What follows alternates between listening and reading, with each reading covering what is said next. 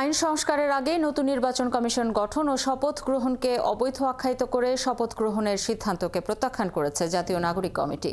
বিকেলে রাজধানীর বাংলা মোটরে সংগঠনটির কার্যালয়ে এক সংবাদ সম্মেলনে এই তথ্য জানান নাগরিক জাতীয় কমিটির মুখপাত্র সামান্তা শারমিন। বলেন, সংস্কারের আগেই পূর্বের আইনের অধীনে নির্বাচন কমিশন গঠন যুক্তিযুক্ত হয়নি। আওয়ামী সরকারের রাষ্ট্রপতি বহাল থাকার সমালোচনা করে তিনি বলেন, রাষ্ট্রপতির অধীনে কারো নিয়োগ বৈধ হতে পারে না।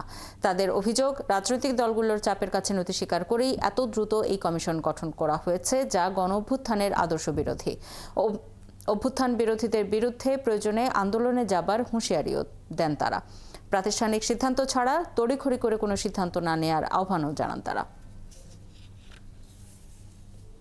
আমরা জাতীয় নাগরিক কমিটির পক্ষ থেকে অবৈধ রাষ্ট্রপতির অধীনে ফ্যাসিস্ট আইনি কাঠামো গঠিত নির্বাচন কমিশন প্রত্যাখ্যান করছি এবং অবিলম্বে নির্বাচন কমিশন সহ আইনটি বাতিল করে নতুন আইনের ভিত্তিতে একটি নিরপেক্ষ ও অবিতর্কিত নির্বাচন কমিশন গঠনের জোর দাবি জানাচ্ছি। কোনো সংস্কারের কমিশনের রিপোর্ট জমা এবং সংস্কার হওয়া পর্যন্ত আগামীতে কোনো কিছু বাংলাদেশে আমরা আয়োজন করতে দিব না। আমরা চাই, বাংলাদেশের জনগণের কাছে আহ্বান জানাচ্ছি, আপনারা ঐক্যবদ্ধ হন।